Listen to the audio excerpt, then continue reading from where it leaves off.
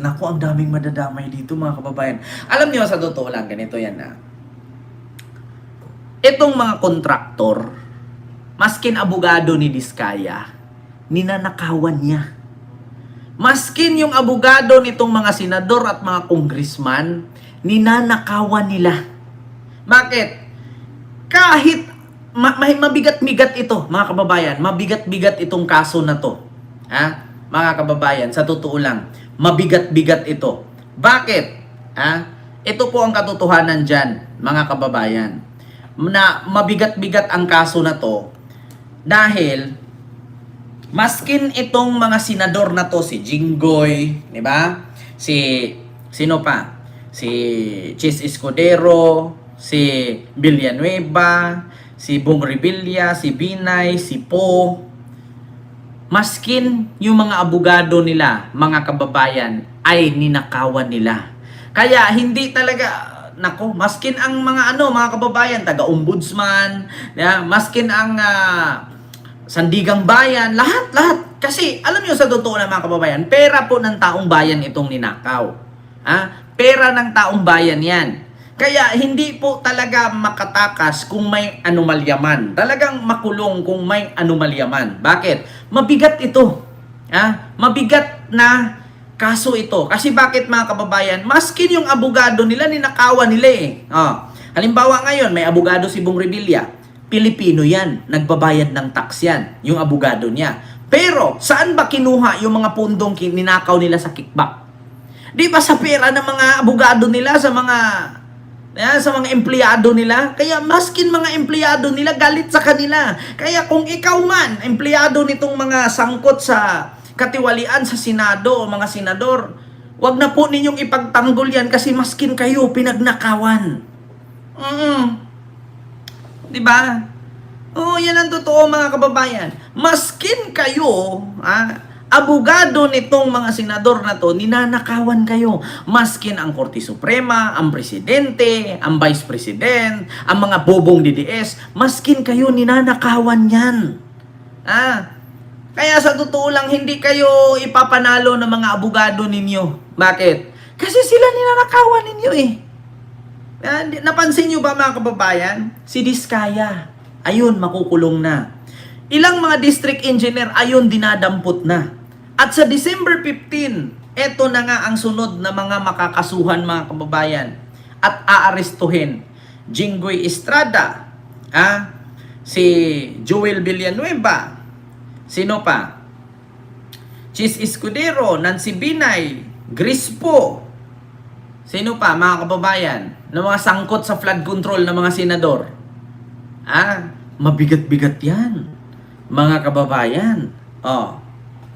Diyos ko po, maskin yung mga abogado, mga staff nila, ninakawan nila kasi nagbabayad ng tax yun eh. Ayan pa si Revilla. Kita nyo naman dyan sa thumbnail ko, nakatabi ni Sarah. Diba? Maskin sila, ninanakawan sila. Maskin yung mga abogado ng ombudsman, mga abogado ng Supreme Court, mga abogado ng DOJ, ninanakawan nila, kaya mahihirapan talaga to sila na laya or manalo dito, mga kababayan. 'Di ba? Kasi maskin ordinaryong tao ninakawan nila eh. 'Di ba? Naku po. Nakita nyo naman mga kababayan, ano bang sabi ni Boyeng Rimulya? Ito, katulad kay Diskaya. Inilipat sa korte sa Davao Occidental ang kaso ng contractor na si Sara Diskaya at ilang opisyal ng DPWA. Kaugnay ng maanomalyang flood control project. Balita mula sa Korte Suprema. Hatid ni Radyo Patrol, Steve Steve!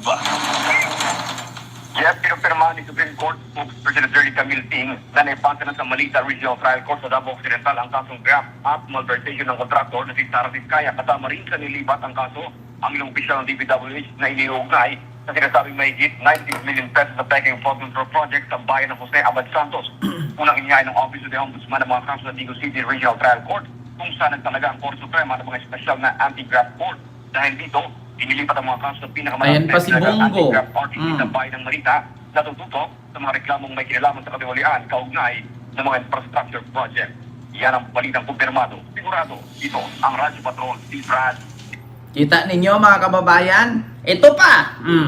Bukod dyan mga kababayan, susunod na talaga sila. Si Jinggoy, si Joel, si Rebilla, si Grispo, si Cheese, si Nancy Binay.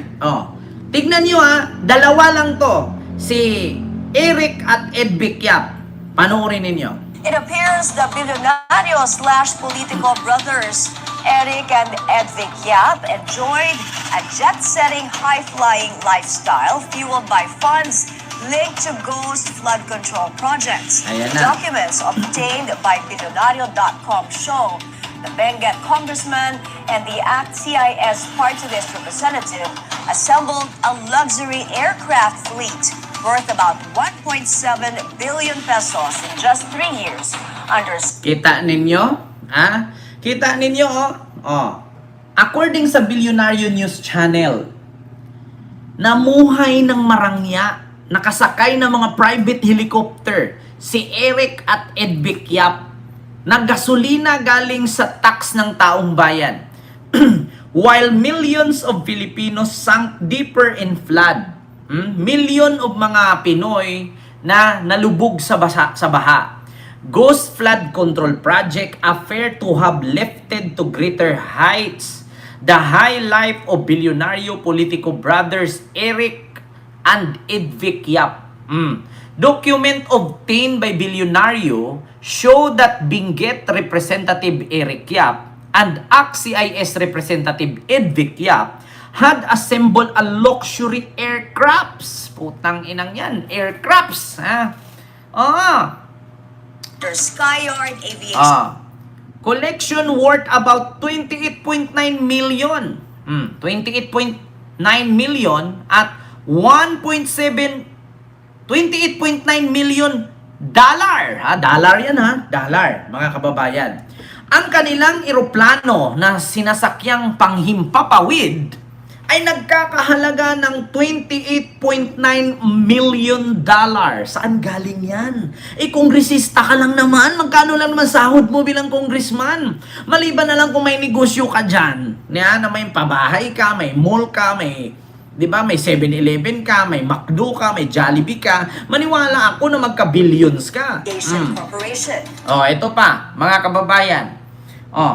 Under the Skyard Aviation Corporation in only 3 years, made up to 1 private jet and 6 choppers. Putang ina, isang eroplano, 6 na helicopter. Nagkakahalaga ng 1.7 billion pesos or 28.9 million dollars in just 3 years. Nakabili sila ng private jet at 6 na helicopter.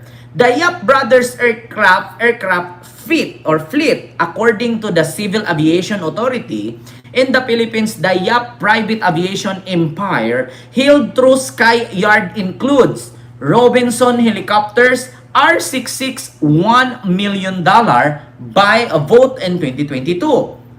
Bell Textron 429, $7.5 million binili noong 2024. At Airbus helicopter H130T2, $4 million in 2024. And 3 Bell Textron Canadian Limited 505, $2.3 million each on 2025. So bagong bili lang to. So 6 lahat. Sunod.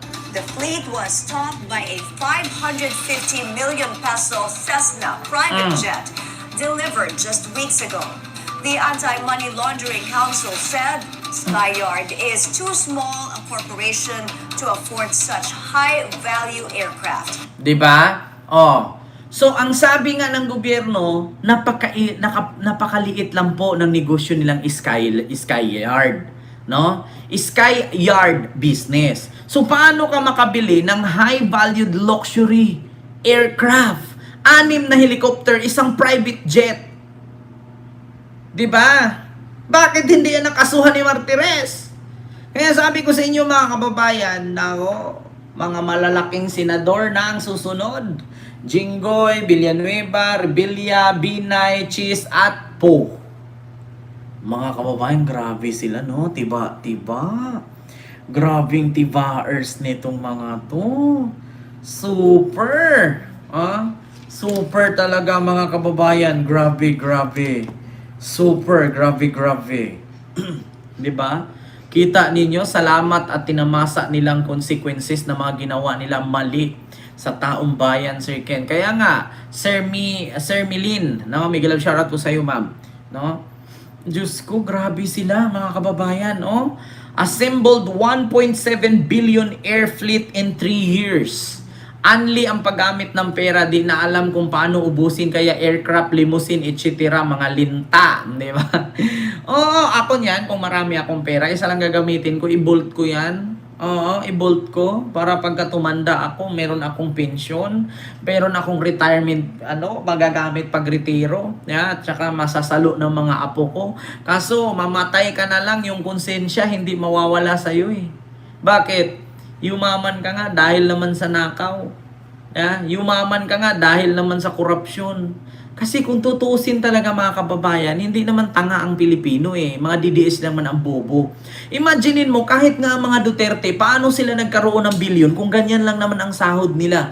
Tignan ninyo ha, si Digong 8 buwan na sa dahig. 150 million ang sahod ni Kaufman. Plus meron pang kay Jacob 50 million. So sabihin natin, 200 million a month ang bayad nila. 200 million a month ang bayad nila kay Kaufman. So, 1.6 billion ang nabayad na nila sa loob ng 8 buwan. So, kahit isabay-sabay nyo ang salin ni Pulong, ni Baste, ni Sara at pera ni Digong, hindi nila kaya na ibayad ang 1.6 billion kay Kaufman. Pero yung mga DDS, hindi nila naisip yan. Isipin ninyong mabuti, anong negosyo ni Digong? Wala. Nga. Diba? Walang negosyo si Digong. Walang negosyo ang mga Duterte, maliban na lang sa anak ni Pulong na may 7-Eleven. Diba? Tapos paano, kahit ipagsama-sama mo yung salin ni Sara na 89 million, salin ni Digong na 37 million, salin ni Pulong at ni Baste, hindi nila kayang bayaran sa loob ng 6 or 8 buwan yung 1.6 billion na gastos ni Digong sa dahig. Tapos itong mga DDS, naniniwalang malinis, naniniwalang magaling. Nag-isip ba kayo? Ano bang pagkakitaan ng mga Duterte para magka-billion-billion sila pa? Sabihin ninyo, yung sahod nila, compare nyo yung sahod nila, kung kaya bang umabot ng billion yan. Putang ina, kahit pa sabay-sabay yung sahod ni Pulong, ni Basti, ni Sara at ni Digong, hindi pa kayanin yung billion sa pambayad niya sa dahig. Maliban na lang kung ipagbibenta ni Digong yung mga ari-arian niyang 42 na mga bahay, mga subdivision. Diba? Maniwala ako umabot billion. Ibenta nila lahat ng property. Pero yung nandyan pa yung property, tapos yung pambayad ni Digong sa Daig, huwag yung sabihin ambag-ambag ng OFW yan. Huwag yung sabihin may mga OFW yung nag-ambag-ambag dyan. Putragis na yan. Aambagan nyo, pag umuwian din nyo naman ikakayaman. Diba? Kita ninyo, ano kayang nasa isip ng mga DDS? Sasabihin nilang magaling si Digong, mabait si Digong. Pero bakit siya nakapagbayad ng 1.6 billion sa abogado niya na 200 million a month kasabay na si Jacob? Kasi take note mga kababayan na hindi lang isang abogado ni Digong, dalawa ha. Si Kaufman at si Jacob. So sabihin natin kay Kaufman 150 million, kay Jacob 50 milyones. So 200 million a month yan. Sure ba kayo na 50 million lang kay Jacob? Baka 150 din. O di 300 million na. Isang buwan. Nako, hindi lang 1.6. Tapos tatanungin mo yung salin 37 million lang, yung kay Sara 28 million o 80 million, 89 million. Idagdag mo pa yung kay Basti at kay Pulong.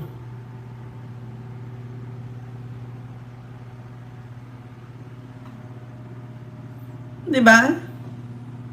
Hindi kayanin kahit ipagsama-sama mo lahat ng salin ng mga Duterte. Hindi kayanin yung binayad nila kay Kaufman sa dahig. Kasi kung tatanungin mo, buti pa nga ang magkapatid na Edvic at Eric Yap, meron silang air yard na business. Question nga sila, paano sila nakabili ng 6 na helicopter at isang private plane? Eh kung ang business nila hindi naman kayang makabenta ng ganong kalaki, eh ang mga Duterte walang negosyo, paano sila kumuha ng ganong kalaki din? 1.6 billion. 1.7 billion question ang mga Yap. Si Edvic at si Eric Yap na merong negosyo, partida may negosyo yan air yard ang negosyo nila. Eh sa mga Duterte, si Sara, si Pulong, si Baste, si Digong, ipagsama mo lahat ng sahod nila sa loob ng ilang taon silang nilbihan. Do you think aabot ng 2 billion?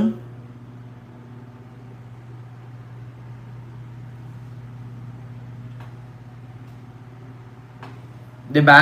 Mga DDS? So yun lang. Mga kababayan, yung aking reaksyon sa mga oras na ito. End of political career na talaga ni Sara. Mga kababayan.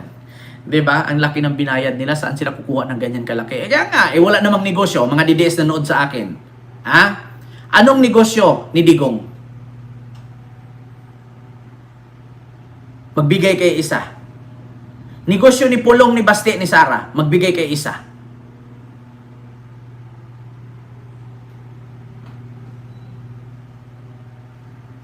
Kay Hanilet, meron. Sa asawa ni Digong, meron. Eh, kung ako asawa ni Digong, ba't magbigay pa ako sa'yo? Hiwalay na tayo. Diba? Doon mo nga yan malalaman, kaliliit lang ng salin nila, tapos billion ang nagastos nila. Ano yun? Saan nila kinuha yun? Ba't hindi nila nilabas sa salin kung meron silang ganyan? So, ibig sabihin, kapag hindi may paliwanag at hindi nilagay sa salin, ibig sabihin, unexplained wealth. Diba? So, yun lang, mga kababayan. Maraming salamat po sa inyong lahat.